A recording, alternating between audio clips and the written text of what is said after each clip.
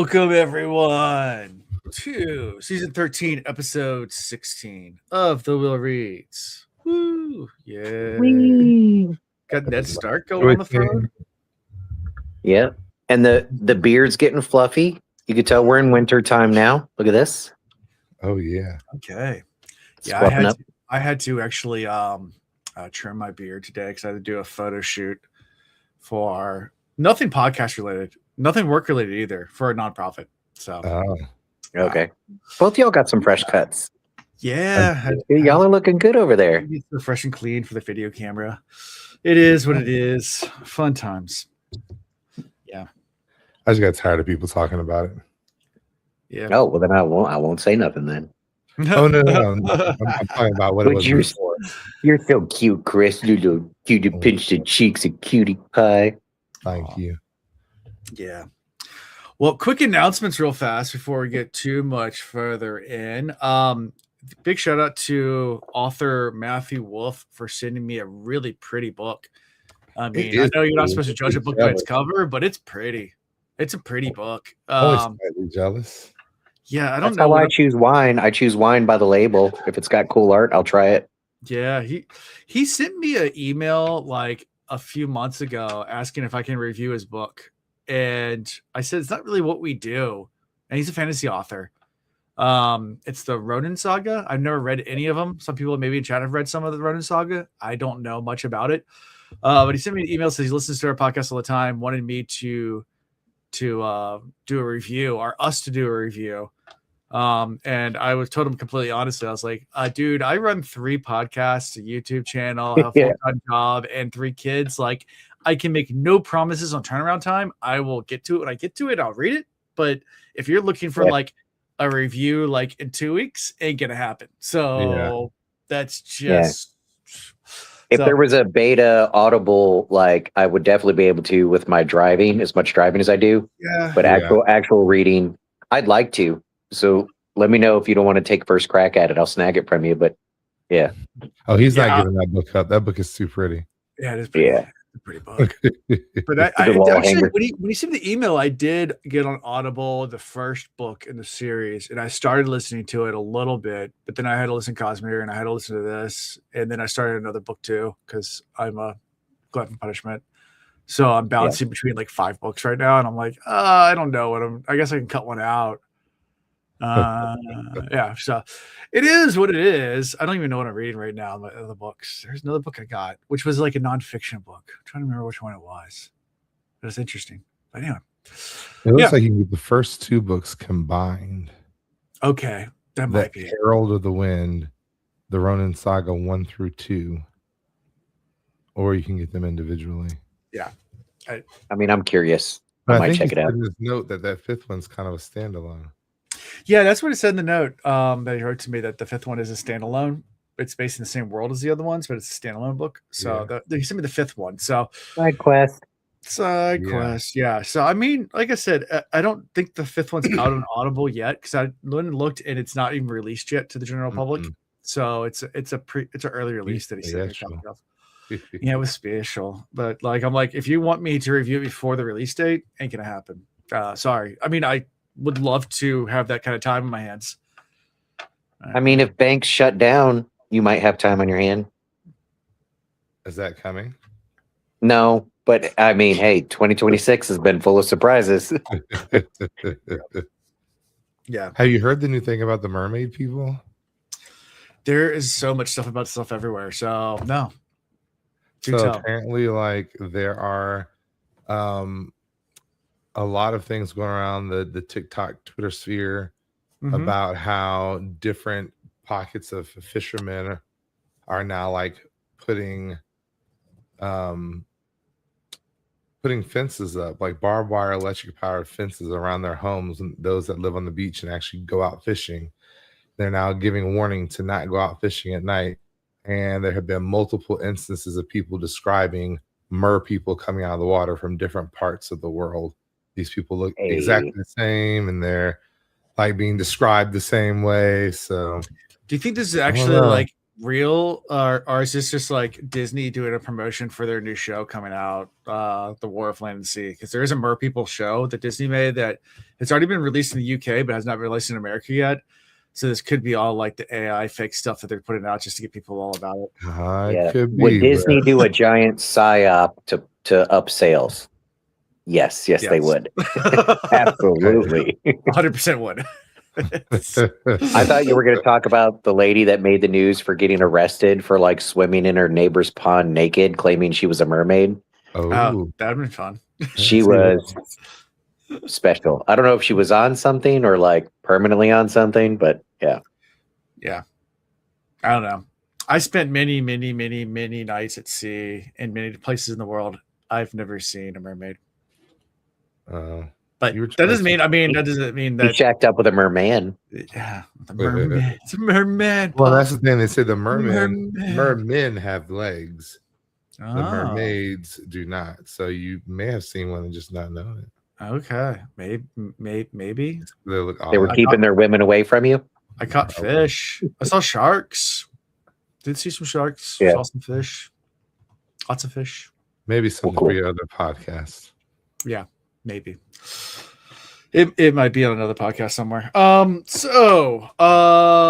that's on my personal, or that's all the announcements. Personal life. What's going on? I don't know. I'm busy all the time. We did like my company did like a holiday party this weekend, so that was fun. They found out that I was a podcaster. I don't know how that came up, but it came up because the company I work for, they have like an Instagram account and they're not getting traction. They're like, "Oh, Alan can do it," and I was like, "No, I can't." That is work. I was like, if you're gonna pay me enough, I will. But no, that's not how this works. There's a reason why those jobs are full-time jobs in most companies, because to do it right and to get the traction you want, it takes commitment, time. Yeah, if you want me to do that on the side, sure, you're gonna pay me. Right. I said I will not be doing that. But that was fun. It was fun just to hang out and hang out with coworkers. That's within your company. We have fans. At least fans? 2. We do. Oh yeah, we do. We do. Yeah. Yeah, you're right. One of them I don't think works for our company anymore. But yeah, that was funny. It was Ian that called that's right. in to like. We both called. Yeah, I almost forgot about that. And someone that worked on the phone lines is like, "Oh yeah, you sound really familiar. I listened to this podcast." Yeah. So. Yeah. Well, I've changed it since so I could tell the story. But you could give a word for a password or a passcode. And mine was Wheel of Time. So she asked for it and I said it. And then it got quiet. And she was like, do you have a podcast? And I was like, yeah, this is awkward. Yeah. I knew I recognized that voice. Well, the funny thing is, like, she didn't know that I was part of it because I keep it so I don't talk about it. Oh, yeah. And the next day, like, I showed up at work and she's looked at me and like looking at me. And I was like, what? And she's like, you're from the Wheel of Reeds, right? And I was like, what?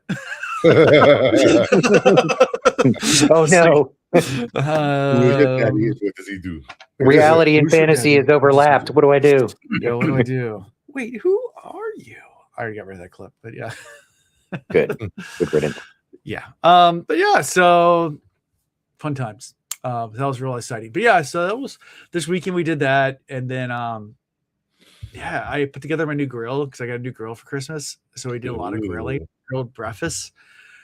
Got a Blackstone, so it's fancy. You must have a griddle. Yeah, I got a Blackstone griddle. So I did pancakes, bacon, and eggs all on the grill on Sunday. I was gonna say, nothing better than doing the bacon outside. That way you don't have to live with the smell for the next week. Nothing wrong with bacon smell. I mean, or doing like deluxe or loaded hash browns on a griddle like that. So good. I like the way that pops up now. Now you really get to see people. That's what she said. Yeah. So, Alan doesn't talk about it because he's a dark friend. Yes, that's true. That's we all know. Dark friend. Yeah. So, what about you guys? What's going on in personal life? I go back and forth between like loving work / trying to get fired. So I'm still in that. Where are you at right now? Well, we're all getting along fine, like in reality, but big stressful contract. The requiring activity, the documents they put together for us are just garbage. We're having to rewrite so much. And this is when I say large contract, like $750 million. So it's a big one, right? Mm-hmm. And so a lot of stress. Anyways, I and one of the other guys on my team, the way we work through problems is we talk it out loud. And like, if there's different courses of action we could take, we argue both sides of it, and we argue in every direction, not to try and be right, but like, if we think something's wrong, we argue both sides of it until it's obvious it's wrong. And if we think, all right, this is the right way, we argue both sides of it until it's obvious it's right. Like, we ring it out. Sometimes that's what you got to do. It's a good strategy, but for people that aren't used to it, it just seems like arguing. And then our supervisor jumped in the conversation, and apparently he had come out of a rough meeting, so he was a little stressed. And so he asked for the update, and I started giving it to him, and then he started arguing with me about what we're going to do. And of course, we had just spent an hour going through this, so I already kind of knew I was right. And so I went back and forth with him. We got really loud. And we're in a cubicle farm with like 40 other people around in earshot, and it was like getting really intense. And then like we both stopped and looked at each other and looked around, and like people had stopped what they were doing and looking at us, and we were like, "Oh no, it's fine. This is how we work." This is That's why they call it a brainstorm. Like, it's not. If our group could be isolated from everybody else, it would be fine. We're all loud, so we forget sometimes that other people are working on other things. And all of us got pulled aside kind of separately afterwards. Like, are you okay? Like, and I'm like, yeah. You're like, did Jason hurt you? No, he didn't. What is wrong with you people? Here's a doll. Point to where he hurt you. Show me where he hurt you. I would just point just right there. Right there. He said he found the answer on TikTok, and my head exploded. It's real because it's on the internet. Because it's on the internet, exactly. Yeah, that's a good primary source there for if you're ever doing research. I saw it on TikTok. Yeah. Anyways, the short of that conversation, without rehashing it, I found a mistake that is, to fix it is going to take a lot of work on our end, but to not fix it is going to cost the agency hundreds of thousands of dollars. So it's like, we got to do it. We don't have to like it, but we got to do it. And it was somebody else's mistake, and that's what's got us fired up. Oof. Yeah. Those are the best. But that's the short. Yeah. Yeah. Cool. They're trying to hit me with my boss's boss is like, yeah, but won't you feel so good like when you finally get it done and know that you contributed? And I'm like, when I was younger, maybe. At this point, no. Now I'm just mad that there's stupid people getting paid more than me to do stupid shit. Like, that pisses me off. 20 years away from retirement. Right. Fire them or give me their salary, like something. It really, I know it sounds selfish. It comes down to the money. Yeah. When I'm solving people's problems that get paid a lot more than me, I get upset. Yeah. I'm sorry. Whatever. That's life. But I'm enjoying it. I love the chaos in a really twisted way. It's No, I'm with you. So for me, well, how was your weekend? I mean, that was your day. Your weekend good? Me? Yeah. It's been a blur. Oh, I sat around and did nothing.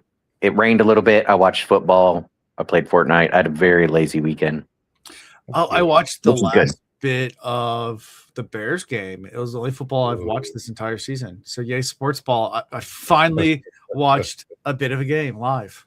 That was a good one to catch the end of. Yeah, that was they were sporting with the ball. Yeah. Up until the very end. Yeah. So that's the only game now that I've watched this week. I actually watched the entire Panthers game.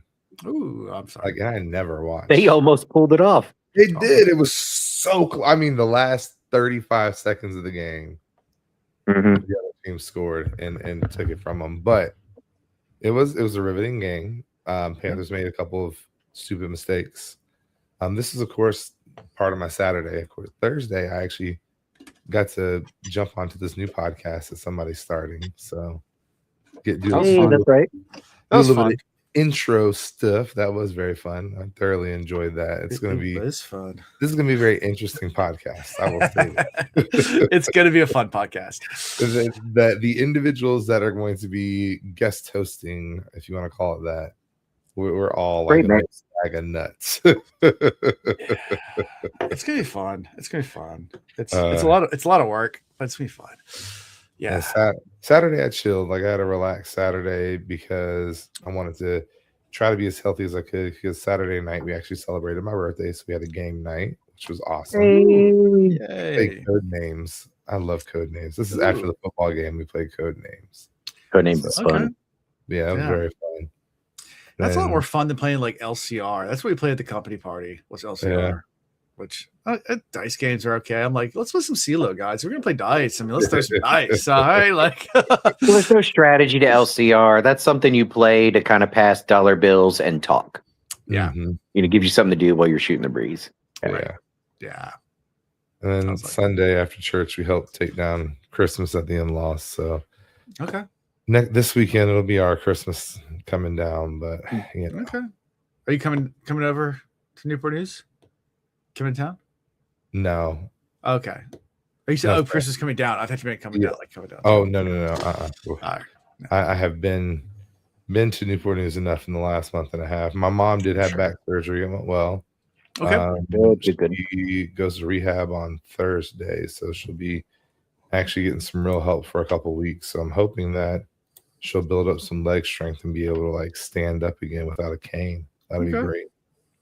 Next Wednesday of surgery, but we'll see. Ooh. Yeah. Surgery on what? I decided that I finally wanted to try to steal Ian away from his new wife, so I'm taking the plunge and going to go ahead and make the full conversion. So okay. Now, you remember the chapter when Nynaeve learned how to remove what's left from the taint from the Ashaman? That's what they're doing to Alan. They found out he's a dark friend. They're gonna cleanse his taint. They're gonna cleanse my taint. Yeah, so understood. I'm getting poked and prodded with cameras. It's gonna be fun. Yay! So not in bad places. No butt stuff this time. So that's the good part. Yeah. I'm getting a referral for one of those at the end of this month. I think that's on the list when I go to my. Yeah. I still want to get the T-shirt just to wear. It has the alien. I've shown it to you before. It has like the alien. Yeah, get in and we're doing butt stuff. I get in. We're doing butt stuff. Yeah. If I ever, when I do, I might need to borrow that. When I go back to get a colonoscopy, I'm definitely going to be wearing that shirt. We're doing butt stuff today. Your teacher, your doctor, your nurse. Yeah, the nurses will love it. It'll be fun. Get in. We're doing butt stuff. Anyway, fun times. Yes. You guys ready to talk about some Wheel of Time? Yes. Yeah. All right. Well, speaking of butt stuff, isn't Avienda supposed to be naked? Not here. No, she's supposed to. I think when she enters Meridian, but not to like travel all the way there. I mean, she's traveling the waist. Like I know. I was hoping we'd see like. Oh, I did it wrong because I pictured her naked the whole way. Oh, you can do that too. Right. Okay. Yeah. I thought as the reader, that was my choice. Mm-hmm. Yeah, and she's just wandering through the waste on her way to Meridian, thinking about the wetlands and how it's making all the Aiel soft, and how the return to the waste has been good, and somehow she loves to sweat, and then she's having her perspective renewed. Yeah, bestowed upon her once more. And then she meets a mysterious character, which we've had a guest, and her name was Call Me Nakomi. So we get to meet Nakomi finally. That was definitely an Easter egg that we didn't know about. I will say, it's kind of cool because Nakomi waited. Avienda set up her fire, set up a meal, and then she's like, "All right, I'm going to get invited to this fire." She was smart. Yep. Let me get some of that water. Let me get some snacks. Who do you think Nakomi is? Who is Nakomi? She's like the Queen Wise One or something. Something like that, but she wasn't wearing Wise One garment and not maiden either. She was wearing normal Aiel garb. Nakomi could be. All right, I thought of a couple options. One of the original Aes Sedai still living from way back, the original Rudion, when you go way back, right?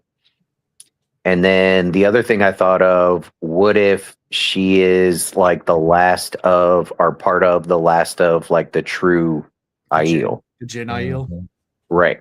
that went missing. Yeah. So one of those two. But then, and this question is going to come eventually, is this the encounter that every wise one has when they go back and we just don't know it because they never talk about it? Or was this a unique encounter for her? Interesting. Like, do they tell them you got to go back a second time and they get intercepted every time? Yeah. For a moment, I was afraid she's going to be a dark friend. Yeah. Well, I always suspect that. Yeah, but it was, she snuck up too quietly. Like, Avienda didn't hear her move at all. So then there's that moment of like, is she a ghost? But she brought physical items and like helped set up the herbs and things needed to cook this food. Magically, she put extra coals on the flame. Like, so she's definitely something special. Yeah, and she had some weird answers to some of the questions, and she knew a lot of stuff. She knew that. Okay, I was going to say that. You stole it from me. She knew a lot of stuff. Yes. She knew a lot of stuff. She was unbothered by the whole conversation about where things are going, how things are, on the other side of the wall. And then the conversation with her about, why were y'all in the waste to begin with? Oh, it was punishment. Well, if the Dragon Reborn's here and like why would you come back? If right. Toast complete, like you don't need to be punished anymore, this, that, and the other. And all of these are like wild concepts for Avienda, but she's talking about it very calmly and very matter-of-factly, almost like omnisciently, like somebody that could see the whole picture, past, present, future, sees everything going on. Either that or she has taken a heavy dose of it is what it is and just doesn't give an F. But I think it's more of like the wise one of the wise ones, kind of all seeing, all knowing a little bit. That's what I thought. Like, I mean, now that you mentioned the fact that there's like the lost clan or whatever you want to say, the missing clan, like they talk about it. That makes good sense to me too, though, because maybe they're not lost. They just moved too quietly for the rest of the Aiel to keep track of.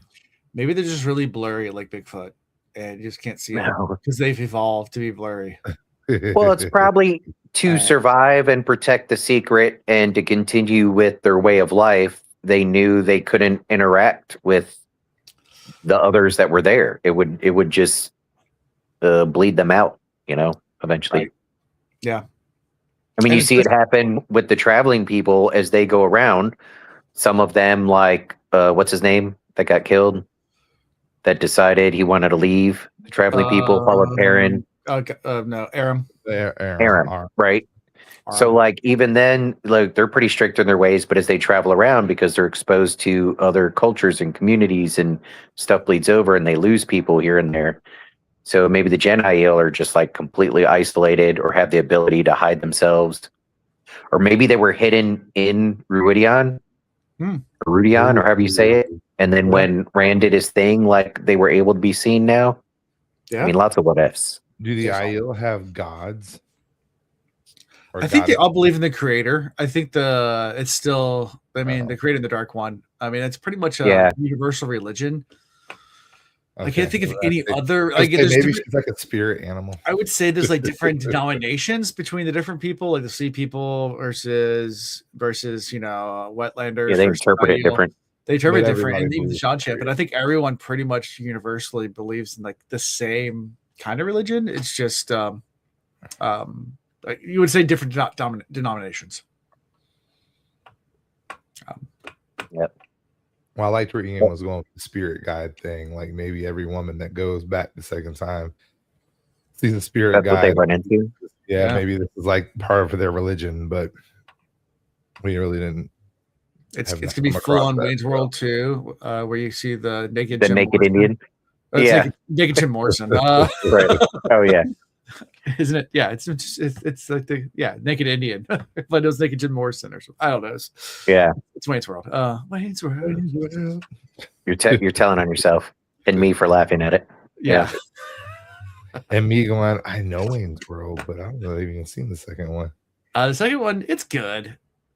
It's not as original as the first one, but it's good. Yeah. Yeah. It's one of those ones, rinse and repeat, try to make more money off the concept. Yeah.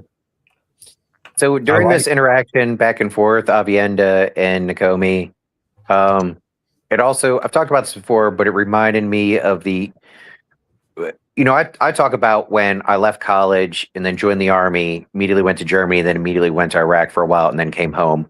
But it doesn't necessarily have to be that. Anybody as an adult, you become an adult, and when you leave your home area, if you go off and do something significant in your life, when you come back, you're like, on the way back, you're like, all right, I'm going home. And that means everything's just going to be that way it was. I'm going to be who I was. My relationships with friends will be the same. You're just going to slide back into it. But that is impossible. You'll be lucky if there's a person left that you can even relate to. Yeah. So like you maintain relationships, but it's so very different. And I got kind of that vibe too. Nakomi didn't come out and say, Avienda, you're dumb. Like you can't just come back and things are going to be the same. Everything's changed. But like she said that, or she helped Avienda realize that without being. That's exactly her perspective was just so enlightened. It was the simple fact that our people came to the threefold land to prepare for the battle that is coming. Right. We are now prepared to fight the battle. So is the threefold land really as hard as we think it is? If what it did was prepare us for what we've now gone into? And then if we return, are we returning to a harder, simpler way of life? Or are we trying to return to a punishment that shaped us for what we're now in, which is essentially harder and is the real challenge? Yeah. And why go back? Why go back to the punishment once you've already accomplished the mission? You've prepared yourself. Punishment. Why would we return once we fought the final battle? There's no reason to grow harder. And then they pulled out that really good seasoned food. So that's how you know the IEL has some country in them. But I don't think that what you were saying, Chris, I don't think she's getting Avienda to think that way to convince her, all right, there's no point in coming back. And now, you could just ignore everything that happened here. I think it's also possible that, all right, forget about coming back to what you were, learning about how things were. It might be about seeking deeper truths that only the Gen Aiel have. And so there is still some value there, but it's in people like Nakomi and their story. So it might be reconnecting with the roots that we know it through Rand and his trip through Ridian and stuff. Like, watch this lady still value there. Again, we put so much focus on her for the last 15 minutes, and we'll probably never see her again. Well, okay. Think about it though. And I know I'm incorporating some of what was in the show, so my brain can't help but do it, right? The Aiel were given a sacred task that was wildly important. And then over time, things change. Can't use a sword, but we'll use spears. And then you got the Tinkers that for a while we thought maybe were the more pure version, but like even they're not the same as the Gen Aiel originals, yada, yada, yada. But that story can't be for nothing. The original task they were given in purpose can't be for nothing. So was that original task important for the last battle? Or was that original task important for what's to come after the last battle? They have the song. That's what it is. Oh, I mean, could be. Yeah. Have you guys figured I don't know out if you said that jokingly, but have you guys figured out what the song is yet? Yeah, it's System of a Down.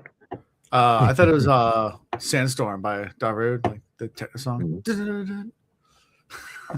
No, it's Who was it? Firestarter? Who was that techno group? Prodigy. Prodigy. Yeah. We get Down, down, down, down, down, down, down, down, take it down, down, take it down, down, down. Breathe with me. Anyway. Good times. You guys ready to go to chapter 40? Because that's pretty much it. She goes away and then disappears. Yeah. Oh, good, cool. Definitely Iris. Ice Ice It's Baby. definitely Ice Ice Baby. Definitely Ice Agreed. Ice Baby. 100%. All right. So chapter 40 of making. All right. So we start with Perrin. He's kind of confused about what happened with the dream spike and everything that happened until Riyadh and just everything going on. It's kind of just recap and trying to figure it all out. And he's talking with is it Galeen? Mhm. Not Galad, Galeen and Arganda. Showing them a map of the area and just talking about like best places for ambushes and things like that. He's being very strategic, and being a leader. He's sitting there pointing out like all the flaws and things like that. It's like, this is where the white coats are. Here's where we are. If we leave, we've heard we can't go north. We can't go this way. We can't go that way. But if we go this way, this is like the perfect, like area for an ambush setup. So that came after like some really good internal depth reality settling in. Like he's surveying the land, he's thinking and smelling the world around him. He said it's weird because there's no pollen and no wolves. Like, the world is not right now. And Fael comes to talk to him, and he's nothing but cold and furious because he realizes that even though he was able to save his people, he failed in his ultimate mission, which was to get rid of Slayer.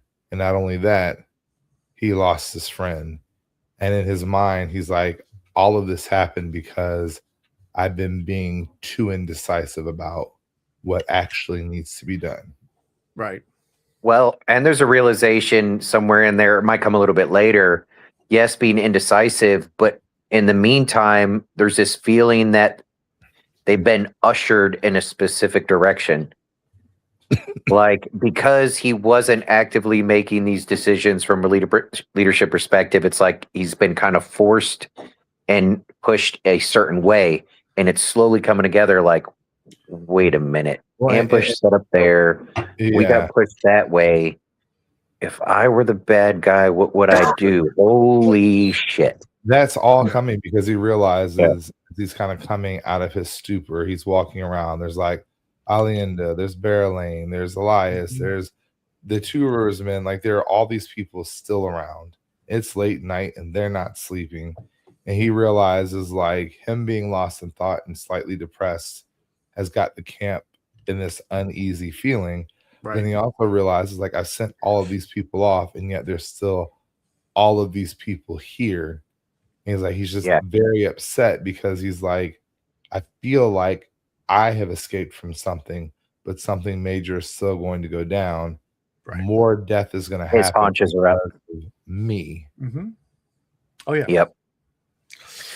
Can I ask this question? How does it make us feel that Grendel knows Perrin so well? She literally called this. If Perrin has a little bit of idle time to think, and we know Perrin, when he's actually able to, if he's not in panic mode and he can sit there and look and think, like, that's when he comes up with his best decisions and whatnot. And Perrin gets just this little bit of idle time to kind of ponder and look at it, and he's safe now. And wait a minute, let me assess the situation. And she almost called it. Right. Yeah. You know, if he had this moment, he's gonna figure things out. Yep. Yeah. Yep. And they both kind of, after looking at the map and looking at the terrain, all of them kind of point to a nearby hill, and they're like, that's where we need to be, is up there. But they don't go there right away. First, Perrin needs to go clear his head. So he goes to the forge because he's a blacksmith, and that's what a blacksmith does. There is something to be said about, like, when you're upset or if you're trying to figure something out, like doing something with your hands. I do this all the time. Like, Bet you do. I do this all the time though. Like, so I'll even, like, you know how to get me to fold laundry, get me really upset, and like I'll go storm off and just start folding laundry and doing chores because like I clean and rage as well. I rage do I chores. rage clean. Otherwise, if I'm in a good mood, I don't really do chores at all. But if I'm in a bad mood, I do chores. Yeah. Like, Yeah. I'll do that stuff, but if I hit peak life stress, I literally go climb a mountain. oh yeah, that's always the And yeah, when you're a mile or two into it and 100% of your focus is required to breathe properly, and you have to mentally tell your legs to move because they don't want to do it on their own anymore. Once you're in that zone, there are no other problems. Yeah. There's nothing else. There's just that. I used to go sailing, but I have kids now, so I can't just like leave.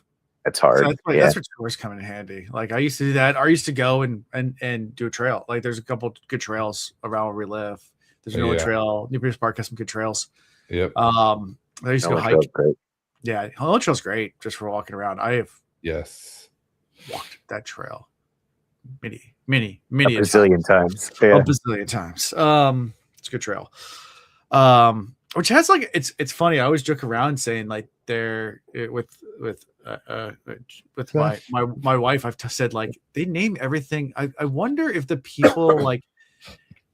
Well, the lions that are there were there before Wheel of Time, but like the statue that they built is named Celine. Celine, yeah. Which I'm like, and then there's like white lions and Lions Bridge, yeah. Four white lions on the sides.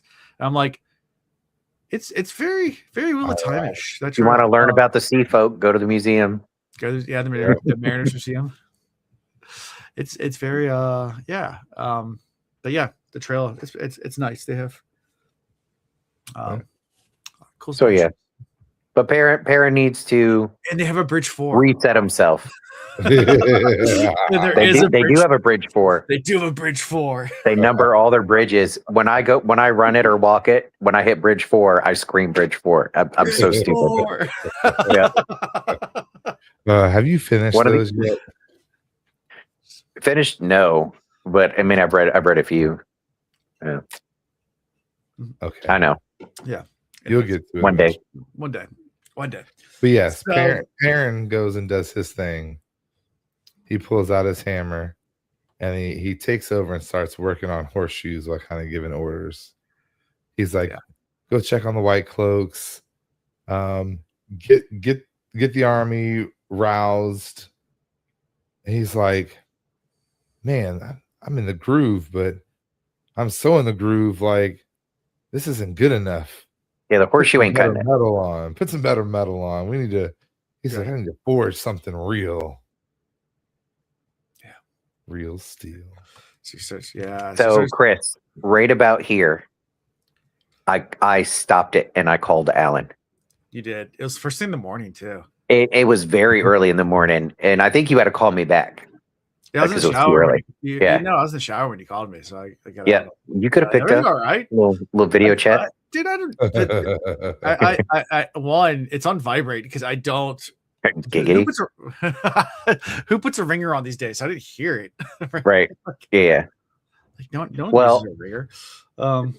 I stopped there and called Alan because it clicked, and when it clicked, I felt so stupid. And I don't know. We've never said this out loud, I don't think. But maybe you thought it. I never even thought it. It clicked in that moment. Everybody else is getting these powers from back in the day. Gwen could do her thing. Elaine could do their thing. Matt this, that, and the other. And Perrin, we thought it was just this woofiness. But he's a freaking blacksmith. Yeah. It never clicked that, somebody might be able to forge you. If anything, I'd have been like, maybe Elaine knows a way with the stuff she's doing. Did not click that Perrin would be a part of it. And before you even really started going, right at this moment where you left off, that's when I went, Ian, you moron. Yeah. So missed one, and the hints for this were there from the very beginning. Yeah. They were, but to our defense, we hadn't seen the circles linking in a way that would create a more powerful tool. Right. Well, Neil didn't even know what he was doing. He was there just to keep it hot, and then he got to Perrin in. Yeah, so Neil as Perrin's working, and he's trying to keep the flames hotter for Perrin to work. That the weaves started weaving, and things started happening, and they start going in, and it started making sense. He's like, "Hey, wise ones, make a circle, make a circle." Yeah, he just knew he needed more. He was like, "Wait a minute, there's supposed to be more to this. I don't know why I know this, but there's supposed to be more. Like wise ones, come on." Perrin became the perfect molding. He was the forge. He was here forging something important. And like you said, Neil called the Circle of Aes Sedai, and he realized that in this moment, like Perrin realized he needed to be the Lord of these people, and the Lord of these people needed a symbol. He didn't need to abandon them, and then marks it rather than a heron mark. It's a wolf mark on the side of the hammer. Wolf marked hammer. A wolf that looked just like Hopper. So what a great way to give tribute. I mean, one, it's a moment of him finally accepting who he is. We see that happening. Right. He's like, I understand my role and what I need to do, and I'm not fighting it anymore. Yep. He's honoring Hopper. He's honoring all the people that have been Hopper. I mean, in honor of Hopper, he is Source. Right. Yeah. Yep. Yeah. What was it? How do you say jumping around in Old Tongue? How do you say he is Mahalanir? Yeah. Which is very close to Mjolnir. It's very, very similar to the Forged hammer. Mahalanir. A 4-foot hammer made of steel with a wolf that looked like Hopper. And of course, as he was making it, he started to get a big crowd around him because they were seeing and recognizing that something special was happening here. And of course, all the Aes Sedai and the wise ones, they all felt the draw of the power. So here's a person that, can't use the power, but he's shaping it. Yeah. Yep. And it's like after the end of this, I'm skipping ahead, we realize that this is a lost art. So it's not even necessarily a Ta'veren thing. I think the fact that it happened was Ta'veren. Right. Getting the other people to contribute to him. Yes. Without knowing what they were really doing. Yeah. And for them to do it without burning out because they've never done this before. Yep. Yeah, there's some good fan art from this scene. Like, there's some really good fan art. I'd love to see that, actually. And there's actually a book cover that covers the scene as well. One of the book cover, not the original release, not the one we're doing, but hold on, let me see if I can pull up some. The Muppet version is going to be Fozzie Bear as Perrin hammering, and then a bunch of Care Bears around doing a Care Bear stare into the hammer. That's too small. That's the way I pictured it. That's what she said. And while he does this, he looks up and he talks to this guy. I forget his name. And he's like, "The flag. Did you burn all the flags? Like I told you to?" And he kind of puts his head down. I couldn't, Perrin. I had to keep the one I made. That's a book cover right there. It's one of them. That makes Perrin look like a lord for real. Like, and then there's another one up here that's pretty cool for them, like of Niald and Perrin working it, and then oh, that's awesome. Yeah. That's those shoulders, man. The boulder shoulders. Anyway, so there's some good fan art there of all that. I like that. That's awesome. Yeah. Oh, another thing I asked Alan when I called him, like, so cool that he put the wolf stamp on there. Like, that's the mark of the artist, right? Yeah. Well, all of the other power wrought weapons we've seen all have the heron mark on them. Right. So is that the mark of a specific guild, a group that did this, or is that one artist? And then if it is one artist, did they have everything else Perrin did? Did they use the heron because they could transform to a heron? Or is it what makes it magical? Like, so the heron makes it so it never rusts and never goes away, whereas like the wolf makes it burn shadow spawn. Right. Yeah. Is that part of the power that's given to it? But it's still a mark that represents the creator. The creator. Yeah. The artist. Yeah. But so my question to him wasn't so much give me answers to that. I'm curious if we do get answers to that, or if outside of this there's any notes anywhere that might talk about it more. Do we get answers? I don't remember. Are there notes? Oh, there's sure there's notes somewhere. There's so many notes. So it'd be cool. Kind of like our nod, because like you said, it's even talked about later where Barrelane was like, what was just done was very important and very special. Yeah. Like, we haven't seen these weapons made in our lifetime and the advantage it's going to give us. And of course, we have Faya like bringing her back to reality. Like that took a lot out of him, a lot out of them. We're not getting many more of these. Right. Not anytime soon. Yeah. But it kind of before that, though, we finally had Perrin, who's just like, I will do what needs to be done. Get the banner out. Raise the banner. See that hill over there? Make a gateway. Let's get our army up on that hill. Let's go. Yeah. Let's get ready. He's like, we have sheep running to the wolves, and we need to protect them. Yeah. Well, hold on. We left an important factor out when he's talking about this plan and this ambush spot and where the white cloaks are. He's not telling everybody what he actually is planning for. Right. And there's a couple people hearing this. They want Perrin to be this leader, so they don't want to question him, interject. So they're letting him talk. They're following him, but they're getting nervous because Berlin especially is like, oh my gosh, he's going to ambush the white cloaks. Like, I don't know why he would do that at this point, but that's clearly what he's doing. Right. Yeah. Well, and you know, as he's walking off, he leaves his blacksmith hammer behind, his old tool. His old tool. Yep. Yeah. Is left behind, and he also leaves Berlin and his wife to ponder on what his plans are. And so, you know, Fael's like, Berlin, can't you have a better choice in selecting men? And Berlin's like, well, technically Perrin was promised to me. Mm-hmm. Not in so many words, but I wanted Rand, and Rand took Elaine, and that made sense politically. So we needed to create a way for me to be connected to him, and that had to be through somebody close. And Perrin's one of the closest people to him, so he wanted me to marry him, but clearly that's not going to work because I have to respect you. So now I got to have Galad. He's the next one. That gives me a direct connection to Rand. Which I think everybody's kind of happy about that. I think that's a good match. Yeah. They're good for each other. Yeah. And she's like, so I need you to make sure that as Perrin is unifying this army and getting ready to attack, he doesn't attack Galad. Or if he does, then we at least save Galad. Right. If we had more time, I would recommend to Perrin. I used to do this in Final Fantasy 1. After I beat it the first time, I'd play it, and I would spend way more time in each area than you need, and I would level up like crazy. So that when you go to fight the final bosses, you do it with the original wooden sword, and you still win. And that's hilarious. Yeah. But yeah, he's not quite that leveled up, so he needs the magic hammer. I haven't played that game so long. I remember like the first, because you're supposed to lose your first fight. Like, because you lose, then you go back, and then it kind of like starts. Like, so like the first like little island you're on, you go up, and like you lose. Yeah, you end up back in the inn, waking up. Right. Yeah. And then the game actually starts. Yeah. I played that so much at an impressionable age.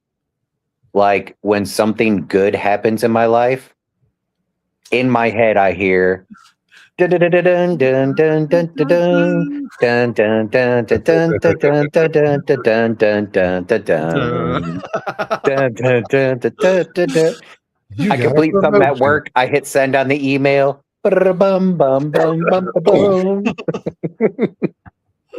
Yeah, and then I'm like dancing in 2D. All right, I'm sorry. Carry on with that one. And then they grew 2 pixels larger, you know, because you go from kids to adults at like after the game or whatever. Yeah. Well, as Perrin is on his way, mm-hmm. he and Elias have a conversation. He's like, "You finally decided to become one of us," and Perrin's like, "Mostly, nope. not gonna go all the way." Not going full now. You know, can't go full now. Go all the way. No, no, it's more. What I decided is I'm going to be me, and I'm going to stop fighting who I am. I know who I am, and I know I'm not going to turn into like what's his face that whooped out went crazy. No, yeah. He's like, I know what I'm going to be, right? And it is me, and I am he. And he looked at Elias. He's him. Like, "You're leaving, aren't you?" And Elias is like, "Yeah." He's like, "All right, brother. The last battle has begun, and I'll see you in the north." I'll see you later, Longtooth. See you later, young bull. Yep. You get the Arnold Schwarzenegger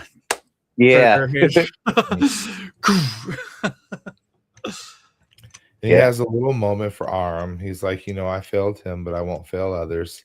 Yeah. He's like, I hate to do this, but Perrin Golden Eyes has some killing to do. I hate to bathe this hammer in blood already, but it is time. Yep.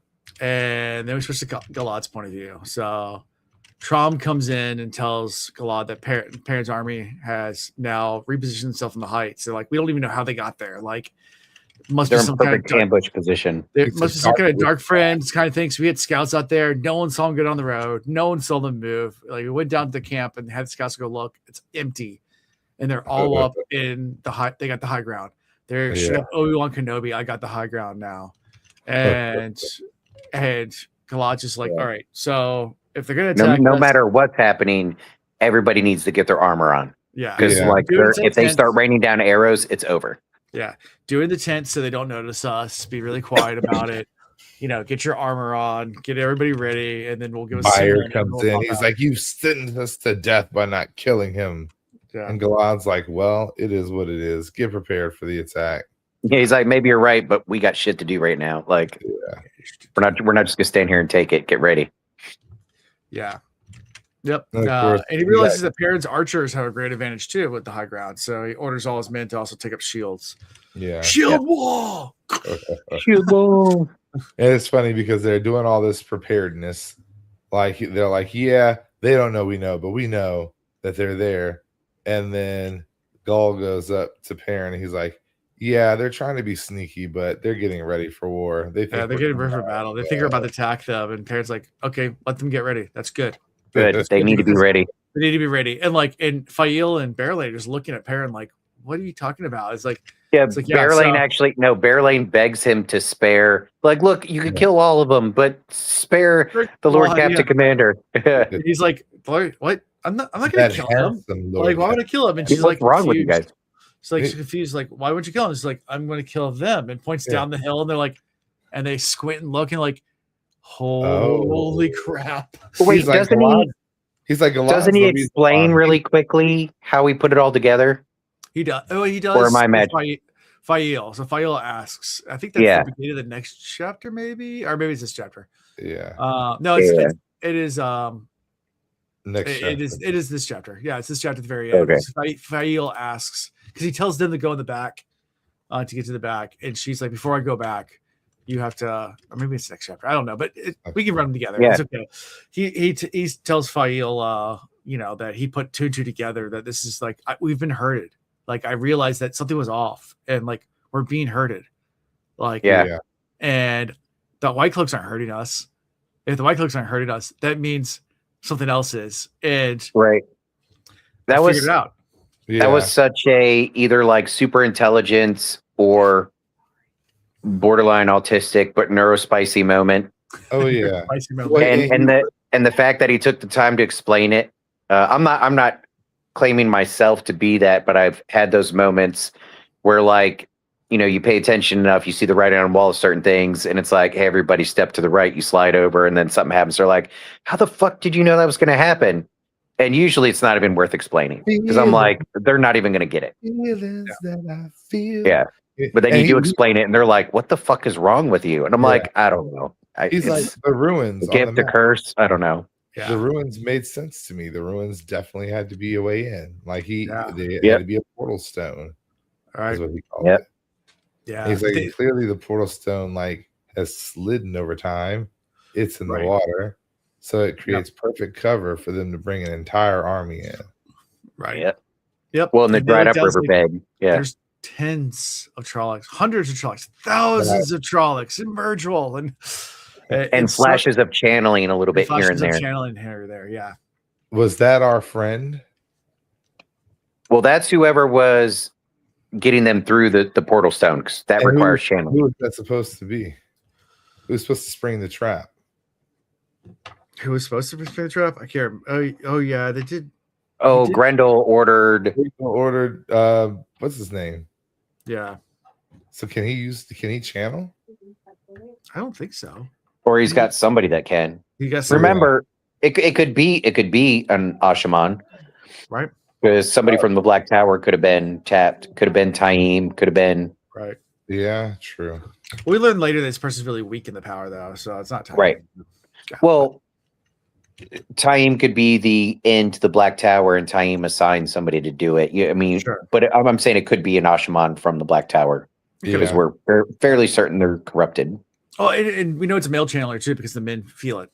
And they can see, so yeah. I can feel it coming through the stone tonight. Well, that's what I was asking: is Slasher actually a channeler?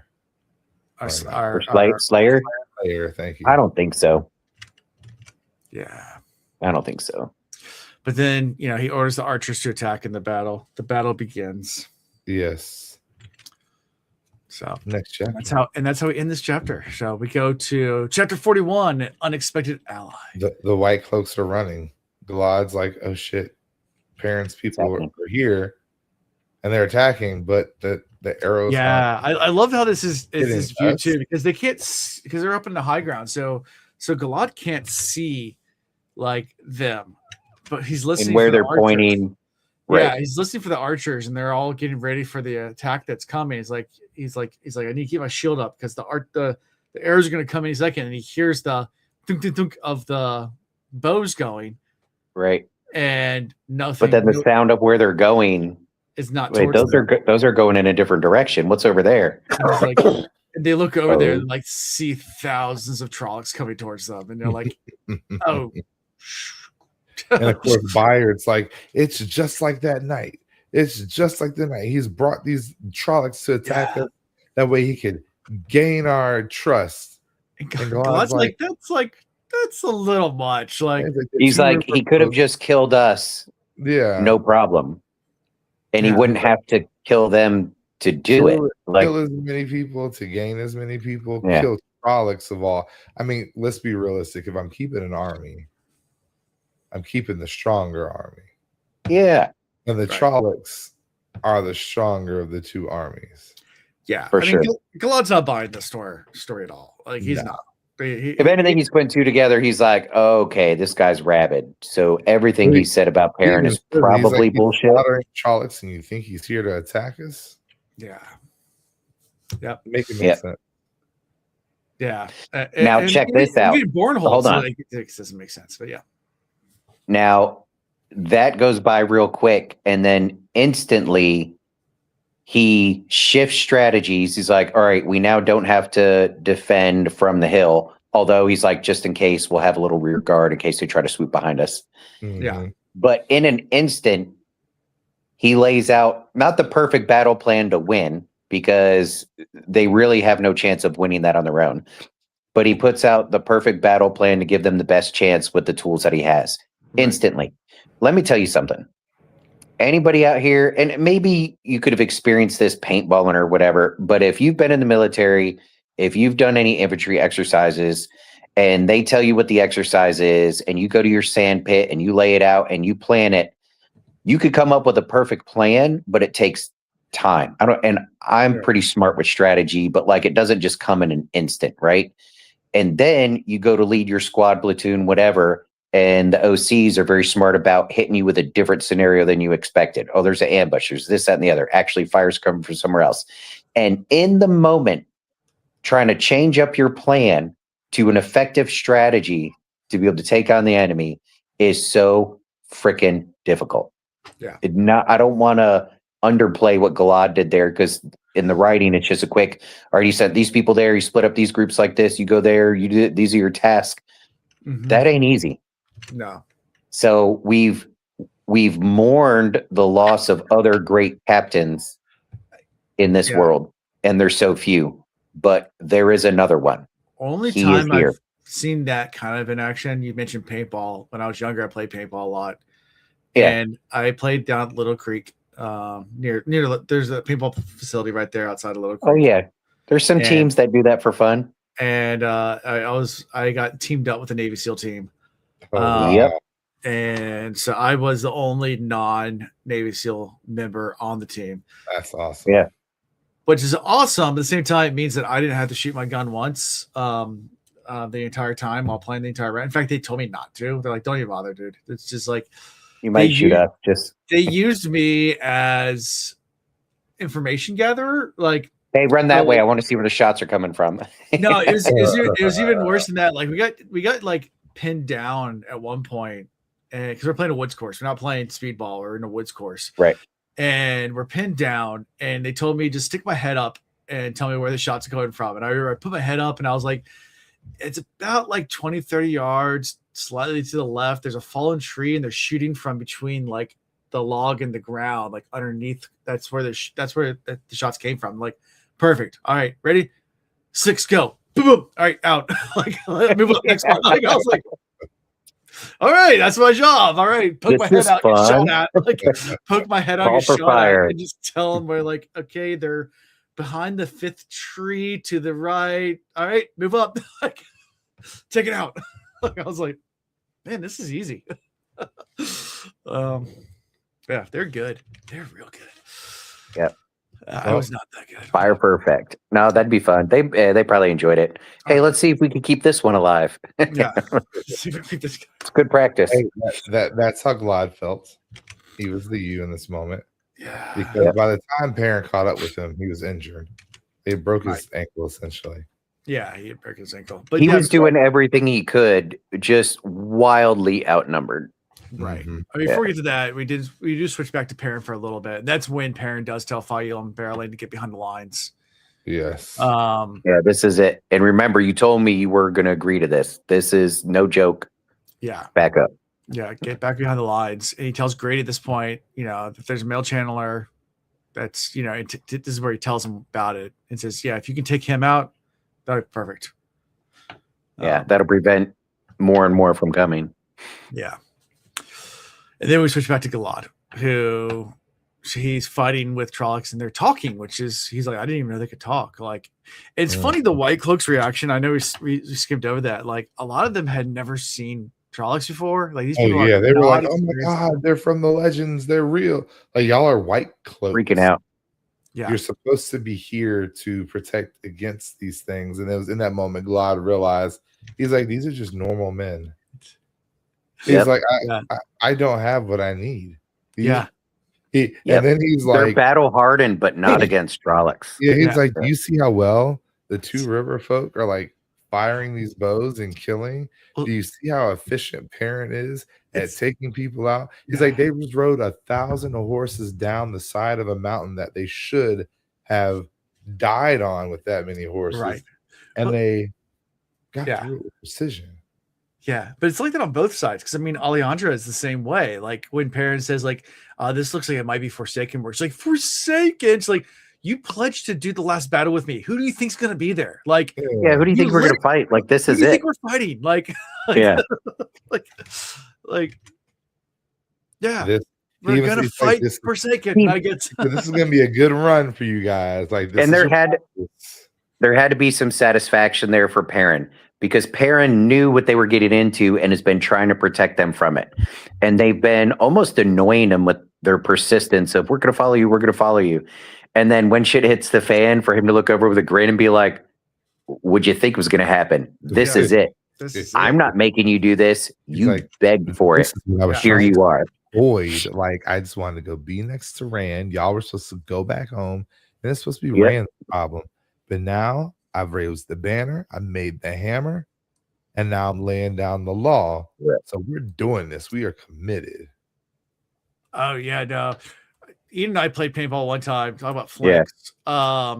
We played paintball one time, and we crawled all the way on the left. Left flank, and came all the way around the backside, and they were not guarding their backs. And there was probably about, took them all out.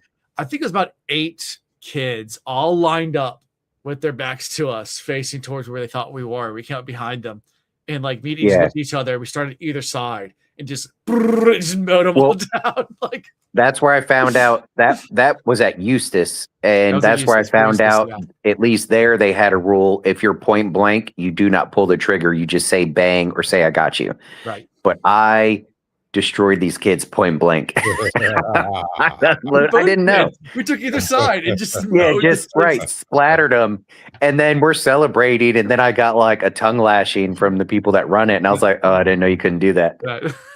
They're like, where'd you come from? They're like, literally, we've been crawling this whole time, just all around the perimeter. Yeah, we just flanked you. You guys aren't watching the flank. That's so funny. Oh, that was great. that was 4 Eustace course. Yeah. Yeah. Oh, fun times. Yeah. So we go back to Galad. He's fighting the Trollocs, kills one of them. I guess.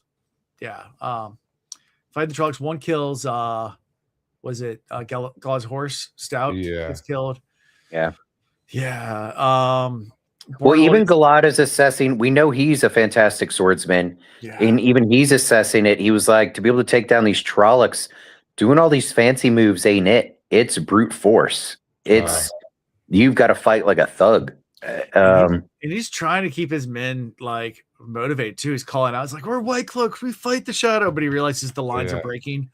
He's like, and they're getting terrified, scared. He throws him and his personal guard in the worst spot that's getting ready to collapse. Yeah. And they're struggling. The best of them are struggling to hold that one flank that's getting ready to collapse. Yeah. Yeah. And then when you flash back to Perrin, he gets intel from one of his guys who's like, Lord Perrin, you told me to, keep you up to date on the White Cloaks. They are in trouble. Yeah. Like they're about to crack. Well, he comes over with a big happy smile just because he's having so much fun killing Trollocs. He's like, dude, I killed like 24 so far. Yeah, he's like, I'm so glad you brought me with you. Awesome. First of all, thank you. Thank you. This is amazing. Second of all, White Cloaks are in trouble. And this is also when you see Perrin use his new hammer and it's sizzling, like when he hits a Trolloc, like just burns. This is cool. It's kind of cool. The Trolloc's face sizzles. Let me tell you what, when you get a group of folks in their first firefight, there are all kinds of people, right? I've said it before. Sometimes the people that do the best at the range, they fold and they never fire a shot the whole time because they're scared. Yeah. Some people that you think are the biggest, just crappiest soldiers turn out to be your wild cards that are fanatics and landing all their shots and really getting into it. You have people that kind of go crazy and get into it, kind of that bloodlust. Yeah. But then you also get people that are just legitimately having a good time. And those people scare the shit out of me. Totally calm, having a conversation with you, and then they see more shooting, so they pause the conversation, pop, pop, pop. Ooh, got another one. Go back to talking to you, casually walk to the next stop. I'm like, what on earth is going on with this dude? Have you done this before? He's like, nah, first time, but I am loving it. This is great. What in the world? Yeah. Yeah. So they didn't create creative and write in this character being all giddy. Like it's literally you have people all like types, and I can't explain it. Yeah. So Perrin's dicing up people, but he also realizes that this isn't Trollocs because whoever's leading them understands tactics. Like they're doing a decent job, not against them, but definitely against Galad. And they're like, yeah, I mean, it makes sense. Like, why attack the hill when you can attack the weaker army first, and then focus your efforts on us. And Perrin didn't come there to watch the White Cloaks get annihilated. Yeah, and he tells what was it, Galeen or whatever, that he's going to ride down to save him. She's like, I don't think it's a good idea. Like that's a really steep hill with horses, a cavalry charge, really dangerous. Like he's probably just let him die. And Perrin's like, nope, I didn't come here for that. It's not why I'm here. So we're going in, and he agrees. Somewhat reluctantly. Like, all right, if you're going, I'm going. Shit, let's do it. Yeah. So you buy, I fly. Let's go. So with archers and cavalry charge, they go charging down. And then we switch back to Galad, who's at this point, he starts seeing the arrows fall into the Trollocs surrounding him and seeing Perrin leading the charge. But also, this is around the same time where he breaks his ankle and has messed fall on him. He's all messed up. And he's clearly like thinking about his life at this point. Like, is this the end? Yeah. Is this the end? Another minute, and Galad and then the rest of the White Cloaks would have been swarmed. Because once Galad and his little group there, if they got finished off, the rest of them would have tried to run away and just gotten demolished. It was that close. Yeah. And Perrin comes down, goes right to Galad, lifts him up, and it's like, hey, I got my horse. I'm gonna help you on there. I'm gonna get you out of here. And Galad's like, if this is a farce, and he's still thinking back to what Bayer said. He's like, this is you know what? I'm gonna trust him. This is different than Valda. This guy speaks truth every time. Like, he just shoots straight. Yeah. So, like, we're gonna trust him, and I'm gonna do it. And at the most awkward moment during the middle of battle, once he's on Stepper on Perrin's horse, he turns and says, I said I'm gonna pass judgment right now. And he's like, what? Like, right, dude, we're kind of busy. Like, does this have to happen right this second? It's like, yeah, no, we're gonna go ahead and do it right this second.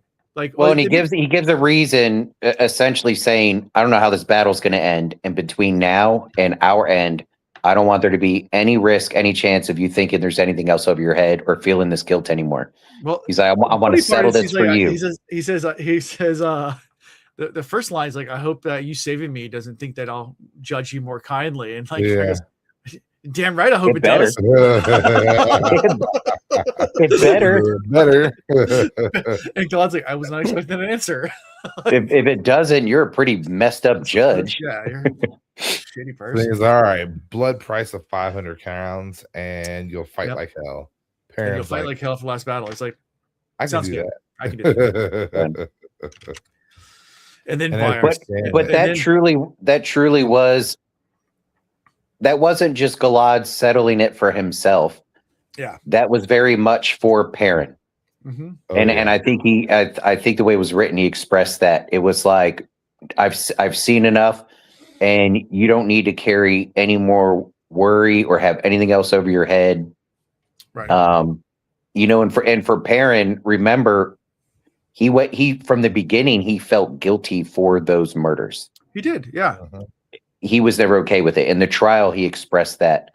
Mm-hmm. And so, like, if he got no punishment from it, or like forgiveness even, or at least a nod from people, the other side, essentially, like, he could have never let that go fully.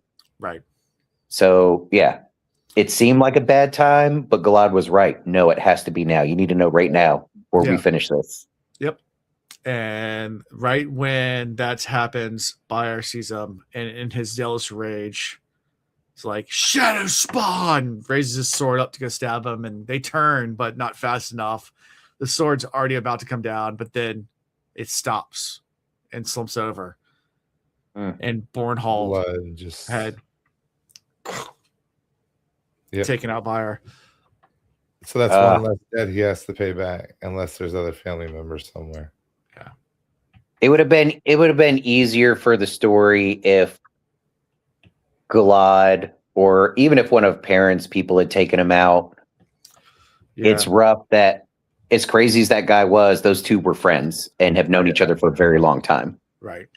Well, and so for Bornhold having to do it, Perrin even says, he's like, oh my goodness. And that man still thinks I killed his father. And Galad corrects me. He's like, I don't think he does anymore, but he did just kill a friend for you. And you got to remember, he has passionately hated you for such a long time. That's not going to go away in an instant. Right. Mm-mm. Yeah. It's not a quick turnaround. Yeah. Yep. And then Galad's like, hey, get me on this horse, man. Let's go back in the battle. He's like, shouldn't you go get healed? He's like, no, man, we got to fight. Let's go. He's like, I'll stay at your side in case you fall. We're going in together. And that's how we had the shot of them running back. Perrin, I'll stay near you in case you get in trouble again. Yeah. Plus, I like this horse. I'm trying to keep it alive. I'm trying to keep the horse alive. Really don't want you killing my horse, so I'm going to stay close to you. My wife loves the horse. If it dies, I die. Yeah.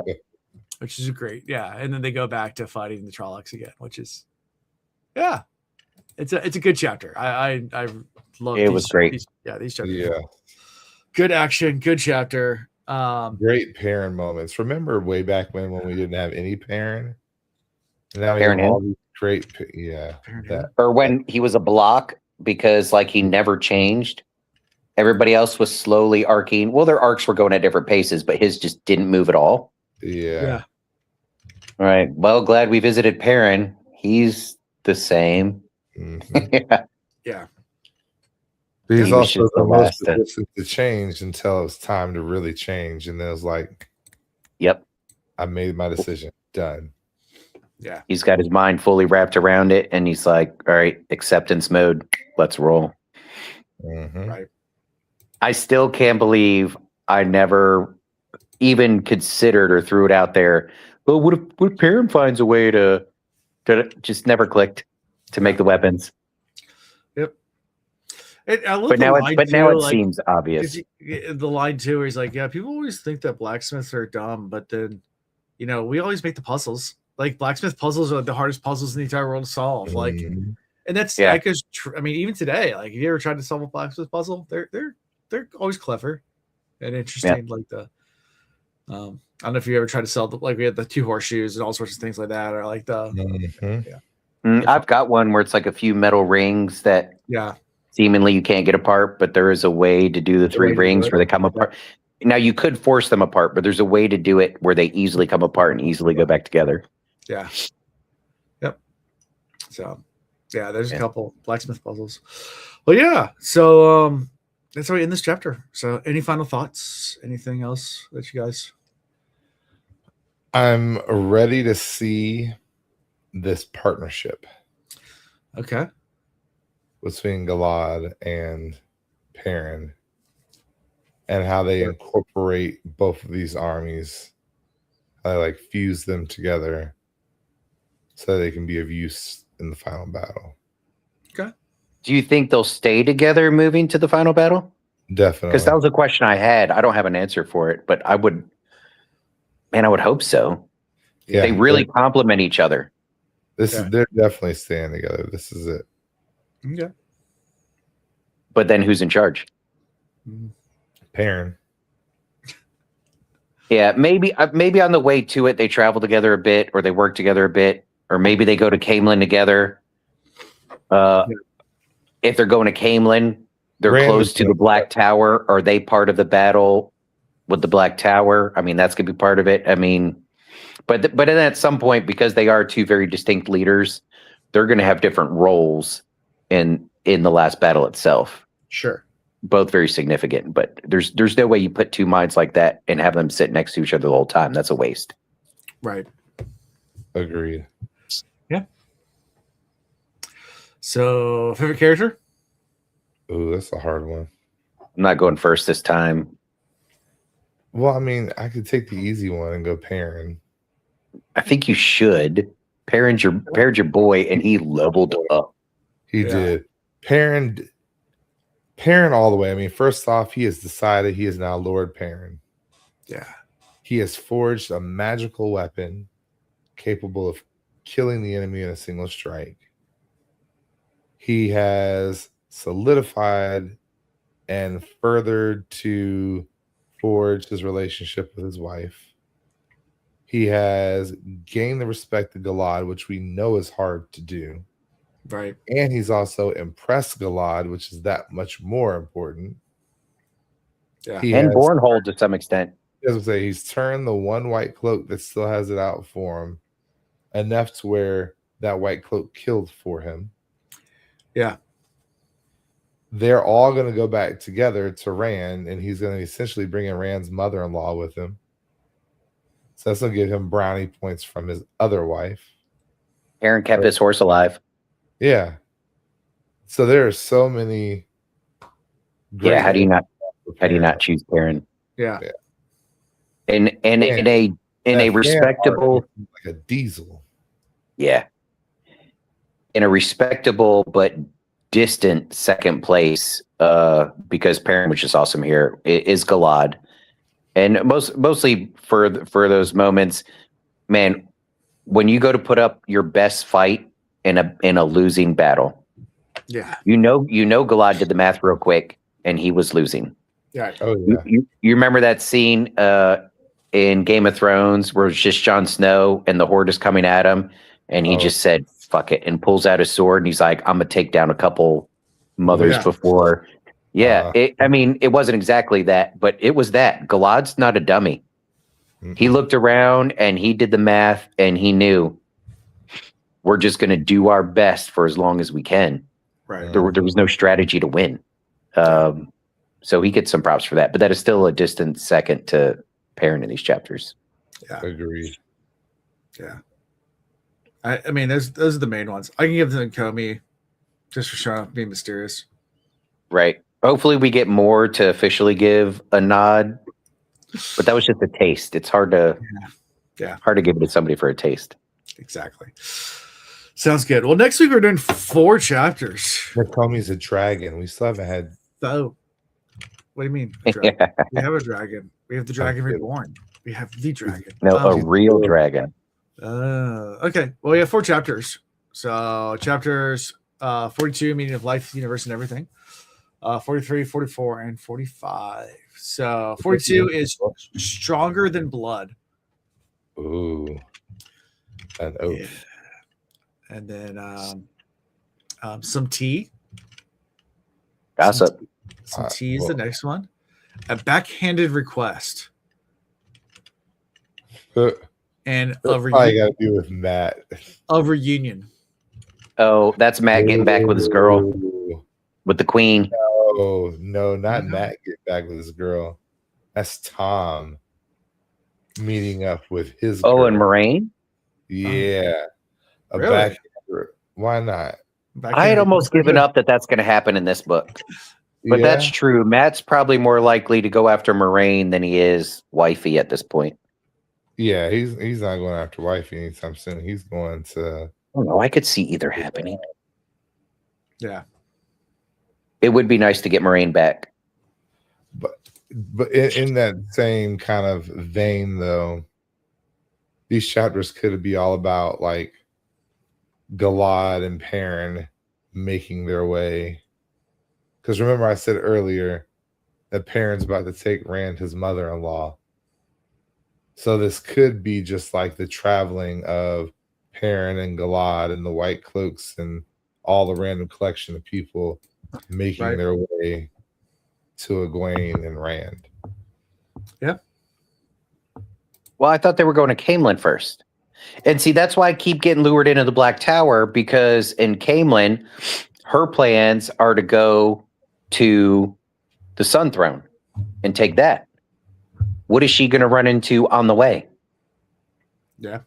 The Black Tower. Well, at least in my mind, I might have that map all jacked up. But like, that's what I was thinking. I was like, she's getting ready for this other thing that isn't even the last battle. She's still thinking about establishing power in her realm, right? Okay. Mm-hmm. But then we have these other armies that just came together that already had thoughts of moving that way to link up anyways. And we know we have the Black Tower nearby, which has got to be settled. Yeah. But this might be, all right, but this might be an Empire Strikes Back moment. Ooh. Because Galad, Perrin, Elaine, I guess she has some kinfolk with her and some other channelers, but I don't think this whole group has enough to do anything to the Black Tower, which has probably been growing still in numbers and in power. I think like 2 Ashaman, a handful of Wise Wads, and I think like 2 Aes Sedai. I think that's there is a good chance they get their butt smacked. And by the Black Tower. Yeah. But who knows? We shall see. We shall see. Well, yeah, we'll do that next week. So 4 chapters for next week. Should be fun. But other than that, we can be found at thewheelreads.com. Have all sorts of cool links. Like and subscribe to the video. It helps promote us. Gives the algorithm all its good stuff to keep us going. Support us. Not only watch the video and like, subscribe, but we have Patreon, we have merchandise, we have all sorts of fun stuff. So go check out all that. We really appreciate it. You can find links to that all at thewheelreads.com at our website. Join our Discord, talk to us. If you do at me on our Discord channel, I will respond. I guarantee it. If you just type in a random channel, I might not, because I might not see it till like a week later. I'm like, it's too late for me to respond. But I do read everything. I read everything that's posted on our Discord channel. I don't. Yeah. I have to, because I'm OCD. If it shows that there's something new in that channel, I have to click on it and see what it was. I read it all. So I did read it. So people post their thoughts, things like that. Yeah, I read it. Anyway, so that's all I got for this week. So Until next time. Peace. okay, bye. Thank you for watching The Wheel Reads. Until next time.